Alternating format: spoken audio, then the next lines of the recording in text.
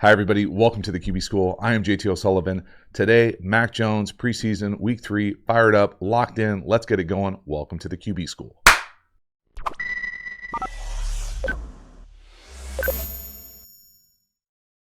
Before we dive into the video, quick reminder, we have revamped the Quarterback School Patreon community. It's never been easier, never been cheaper, never been a better way to support the Quarterback School Patreon community. So if you're looking to take your game to the next level, if you love the channel, you just want to support the channel, we've got a bunch of content dropping over there, really trying to create the environment of what it's like in an NFL quarterback room. So all sorts of detail, nuance, depth when we're watching film, talking about quarterback play, drops, footwork, accuracy, ball control, mechanics, defensive coverage, fronts, run checks, pass protection, all of that stuff. Quarterback School Patreon community. Get over there, check it out. The link is in the description. I appreciate it. As for this video, let's get into it. Mac Jones, preseason, week 3, 4 drives, 9 for 13, 71 yards, 1 interception. We're going to take a peek and see exactly what the film says. Heard some chirps out of New England. Take a peek for ourselves here, see exactly what's what. First one, 3rd and 6 here. Sack, rough, probably bailing early here more than anything else. But when we see the wide, where do you want him to throw the ball? There's nobody open. We're going to work this thing right to left for him. Maybe you could make the argument you could hit that shallow coming across. Certainly make the argument that you don't have to bail out of there here. But for me, there's no winners. And there's no winners often in this film. There's no separation on the perimeter. Maybe you could hit this shallow cross coming across if you get there. Again, you got to go for us left to right. You know, he never even really gets to the shallow cross. But that guy's right in his hip. I think that's going to be a knockdown. Just looking for more separation and certainly hanging in the pocket more than anything else. Next one, 3rd and 10. This is a nice scramble. Get up the field. Again, he shows a nice job of being able to escape vertically when there's space, when there are lanes. This is a nice job picking up a first down. I don't think anyone would convince me that Mac Jones is necessarily a dynamic playmaker athlete, but he's got the capacity to get up the field and make these types of plays. Now, the other thing that I want to pay attention to is it's 3rd and 10, no good down and distance here, but where do you want him to throw the ball? Where is he supposed to throw the ball? He's at the top of his drop, 1 hitch in. Where? There's no one open. There's no one coming open. It's all bad. So again, to feel like things are squeezed or that the evidence of, hey, it's not looking great there, for the quarterback position, where do you want him to throw the ball? If there's no one winning ever here on these first 2 3rd downs of the game, it's hard for me to have anything positive to say about the scheme, about what's going on. Now, this interception, obviously, this is not good. But to me, this is less a red flag, less something to be concerned about, just because I think when you watch it from the wide or the TV copy, it looks really bad. And it's obviously not good. But when you look at it from this line, from the end zone cut up, you really see that he just probably doesn't see this guy. Now, that's not an excuse. That's just probably the reality of, you know, sometimes these things happen. This to me is not something that I'm overly concerned about. But you can see his line of vision here. Again, I think this, if you play quarterback long enough, this happens to everybody. He's looking back here, middle of the field. He just doesn't see 59. And okay, yeah, you got to make a better decision. Can't be late down the middle. All those things apply. And to me, I'm not freaking out that this looks like a disaster, because it does look bad. But it looks less bad when you realize he just didn't see that guy. Now, it might have been picked by 58 coming the other way too. Probably not. But what I do love for Mac Jones is right here, he goes and makes a tackle. Now, he doesn't make the tackle, but he sets the edge, allows this guy to cut back, get tackled. So again, love the effort. You know, they're obviously always going to preach effort, finish in New England. But for me, as bad as this thing looked from the TV copy that I saw floating around social media, when I watched it back, I realized, you know, he just didn't see him. Yeah, it's not great by any means, but that's not a processing thing. That's not a confusion thing. That's just a mistake. And those are going to happen to anybody. And I think you just learn from it and learn over the middle especially. You got to make sure you see everything. You got everything clean right in front of you, because, you know, that right there is just hidden behind 2 mountains. Next, we're going to talk about missing goes here. So this first go happens up top, and you know, not everybody is going to be perfect with their accuracy down the field. I would say this thing comes out a little flat for me. Again, overthrow. You know, some coaches prefer underthrown balls to give your guys a shot. But for me, more than anything else, what I see is a free runner, 21 on the left, the nickel, coming and hitting our quarterback. Now, I'm not in the pass protection room installs in New England, but I can tell you that the vast majority of NFL pass protections that are in what we're going to call here half slide. So these three are going to these three right here, little triangle. And then the back usually has what he calls a dual. So 1 to 2, whoever comes out, whoever is here, and then they call it scan principles. And you call it scan because you want to take the hit off the back. That says scan for all you guys who can't read JT.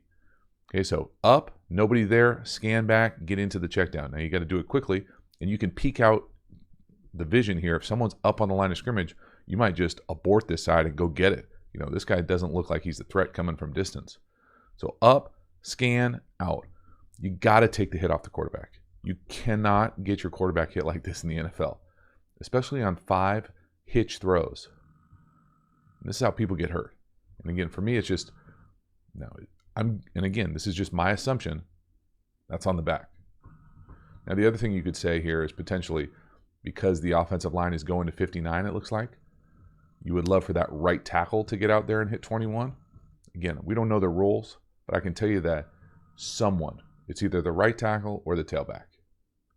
Someone needs to take that hit off because he can't get it up any faster than that.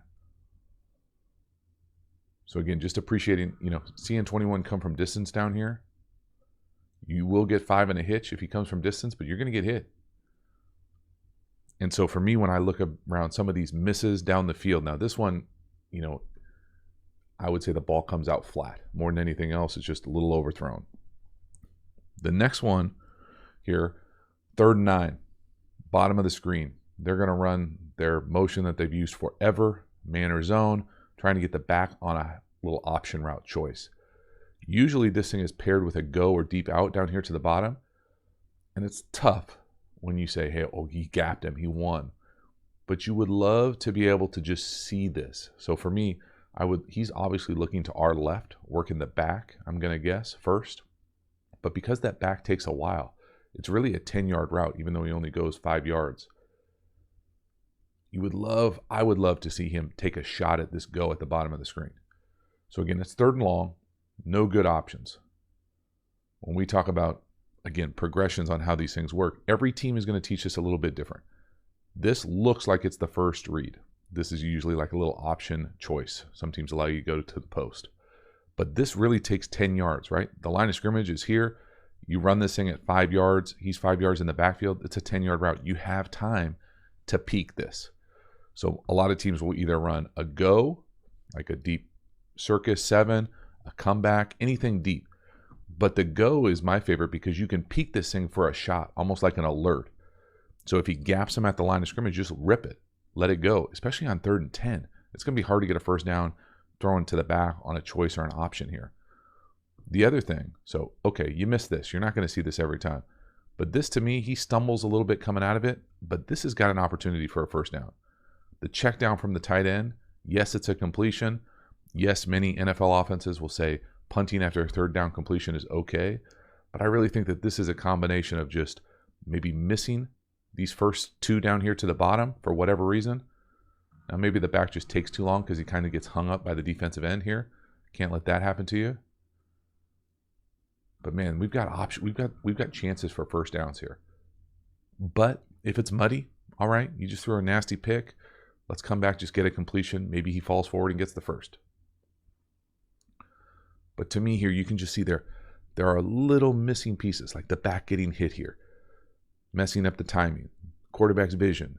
But all that being said, still gets a completion, still got a chance for a first down. It's a good rep. There's a lot there. Halftime, you dig the channel and you haven't already, please subscribe, hit the notifications. It lets you know when we go live, when we put out new content. I certainly appreciate the support for the channel. Quarterback School Patreon community, you know about it. Check it out. Link is in the description. Also, quarterback school courses, bunch of different courses, all in-depth, really the premium content through the channel. Get over there, check that out. Also, we have a bunch of free links available in the video description. Pass Pro Quiz, play calling tool, a free quick game course. So check all of those out. Those are all free. I appreciate the support. As for the video, let's keep it going. This next one, I love him working right to left on a pure progression. 1, 2, 3, right across the line. He gets the ball to number 3 from the pocket. No, no, yes. Now, would you love it to be a bigger gain? Sure. Would you also love it to not have your left guard walk back into your lap? This guy looks light in the rear. Now, you cannot play quarterback like this, but you can do the 1, 2, 3. Look at this. 1, 2, 3. Again, this is not playing quarterback in a phone booth, all by yourself in here. You can see him go right there. Number 1, no. 81's number 2, no. Number 3, look at the guard. I'll play this thing full speed here for you, but it's tough. This is impressive from Mac Jones right here. I love him being able to get through the progression with someone right in his lap, fighting through some adversity in this game. Nothing seems easy at this point, but he's still able to process from the pocket. I think this is what the Patriots are used to now with him, his capacity to do this. He's shown it over and over. And we've got some issues up front, y'all. We're taking too many hits. We got people in our lap. We're getting people walked back into the quarterback. It's not good. It's not clean, that's for sure. No, no, yeah. Boom, Jesus. Nice job for Mac Jones. Next one, 4th and 3. This is a really nice conversion up top into a cloud corner. We're going to hit the number 2 on a little turn down. This is a nice job. I like this play call. I like the design of this thing. I love Mac Jones' decisiveness. Look at the protection is nice. It's clean pocket. Good things happen. So what am I talking about? This little turn down into a cloud corner. So cloud corner just rolled up, and we're going to get a half-field player over the top. So what a lot of teams will do here is must outside release. So it engages the corner, makes that corner widen, and then we run, it's probably an out that has the capacity to turn down versus cloud. So instead of running, you don't want to come up and run out into that corner. So instead you come out and you turn out and then you just settle. And I like it too because it goes past the sticks. If the sticks are here, it's a couple yards past the sticks. So the guys who are playing at the sticks, it kind of distorts that drop. It's just a really nice job. This is what I think of when I think of high efficiency, effective Patriots offense, taking advantage of space, what the defense is doing, precision in the drop back game. Really nice job reading the coverage, both the perimeter players and the quarterback. Really nice. Next one. This is probably my favorite throw. He gets outside the pocket, nice vertical escape, and the ball just pops off his hand. Hitting that tight end sniffer on the over here. Again, just procedural things we'll talk about that you don't really see a whole lot of. It looks like he's signaling concepts to both sides, but getting up through the pocket, and then that thing jumps off of his hand right on him. This is a really impressive throw, probably the most impressive throw of this. But right here, he's signaling to the left, guessing that's a concept. Then he's signaling to the right after, guessing that's a concept. That's pretty rare for any quarterback in the league. But right here, up, through, and then that thing jumps off his hand. That's right on him. That is on a string. Love it. And so for me and Mac Jones, I think he does have the capacity to create and be a little bit of a playmaker when he does this. He's shown his ability to run a little, to scramble a little bit. When he gets vertical, meaning inside the defensive ends, A, B gap escapes, as opposed to necessarily like full-on bails, which we'll see later, where the bail early, that's not his strength. But I think he does bring this to the table about being able to escape vertically and either run or use his vision, his accuracy, because this is a really nice throw. This is one of those throws where watching you're like, wow, that thing is a laser and it's right on him. Off platform, playmaking. Love it. This next one, inside the red area, to me, this is a missed touchdown opportunity. Bottom of the screen, little spot-ish concept. Read the corner to throw the corner. For whatever reason he doesn't, I'm going to guess his eyes are just down on the flat spot thing. but he's going to wish he had either corner to either side. Now, he's obviously working the left side here. So this ball needs to go to the number 2 receiver, 15, on the corner. And this is not a coverage sack. This is a quarterback sack. So what's the concept? What am I talking about? There's a bunch of different ways to run spot. But for this, we're going to talk about the ball should be going right here on this corner. We're going to run the spot or the snag right here. And then it's usually paired with something in the flat. And what you normally do here is you read the flat defender. If this flat defender gets depth, you work the spot flat. If that flat defender hangs and kind of tweeners this thing, you can either rip it right on the corner like we saw Justin Fields do, or you can lay this thing out to the corner to the front pylon. I think he's got both throws here, and to me, this ball should be thrown right here. And again, you know, who knows what they're looking. Maybe in their offense, this thing is dead. This thing is a clear. I don't know. Maybe he doesn't like 15. I don't know. But watching this thing back, this is a missed opportunity down the field. So now we've seen a few missed opportunities down the field. That's a throw he can make. Either put it right on him or lay it out to the sideline. But we can't be taking sacks like this in the red area when we've got guys running open for touchdown opportunities. So these are the things that start creeping in as far as, you know, potential real frustrations, whether it's vision, whether it's being a little indecisive with the ball.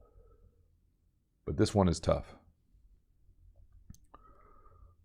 Last one here, 3rd and 12, inside the red area. There's no good 3rd and 12 play here. But I can tell you that you don't necessarily want to get that kind of bail when there's no, to me, immediate threat. If he had to play this thing over, I would almost guarantee that he would say, hey, I got to throw the check down here. Now, maybe the check down needs to get out just a tick faster. You know, for me, I always think of, what is that, Bull Durham? We're lollygagging. It looks like 38 is lollygagging. We lollygag through the line. You get your ass out there. Get out fast. Go, bro. Run a route. But this, to me, is what Mac Jones isn't. So Mac Jones has shown he can get up the field vertically, escape through the A and the B gaps. This, to me, is more like what I would consider like dynamic elite athletes can do. Bail, circle bail out of there, make a play outside, run around. You know, he's not this guy. So to keep him out of these things, you need the check down to get out. There's no good option. He's probably not going to get the first down. But we don't need to be making plays like this. We don't need to be having incompletions like this. Let's get it to our playmakers in space. And so the efficiency there from the backfield, whether it's in pass protection, routes, decision-making, all of those things I think need to get immediately cleaned up, and you'll start to see a lot more just efficient, effective offensive performance from the Patriots and Mac Jones. So that is a wrap. Mac Jones, preseason, week 3. A lot to unpack there. There were some really nice things. I thought he made some nice escape plays where either he was running, he was scrambling, being really accurate down the field. I thought he showed some nice progressions through the pocket, with really some tough pockets where he's getting people walked back into his lap. And really that kind of bleeds into some of the concerns that jump off the film. First off, there's just not a lot of winners down the field. There's not a lot of separation, whether that's passing concepts, whether that's personnel, whether that's explosiveness on the perimeter. There just aren't a lot of places to go with the ball that seem like they're open and locked in, ready to go. From there, the pass protection really seems like a significant issue. Whether it's the back maybe not knowing exactly where to go, whether it's taking unnecessary hits, whether it's Mac Jones just bailing or not stepping up into the pocket or trusting it, or the checkdowns not getting out fast enough. When all of those things come together, you're going to have significant pass pro issues, and that's, for me, one of the many things that jumped off the film in that preseason week 3. So overall, you know, I don't think I'm by any means concerned about what they're doing in New England. They obviously know what they're doing football-wise, and I'm sure that they'll get it together really quickly. But for what it is right now, there are certainly some holes that I think that they're going to look to fill and get better immediately. No shock there. But the film's not great at the moment. So it doesn't mean that it won't get better quickly, but it means right now there are some glaring issues. And I certainly don't want my quarterback getting hit and getting hit how he was getting hit. But also, I would love to be able to just get some easier throws, some layups down the field, being able to maybe construct plays and put together the structure of your offense to allow guys to win down the field a little bit more. So all that being said, hopefully you enjoyed the video. Thank you so much for hanging to the end. I will see you next time. Have a good one.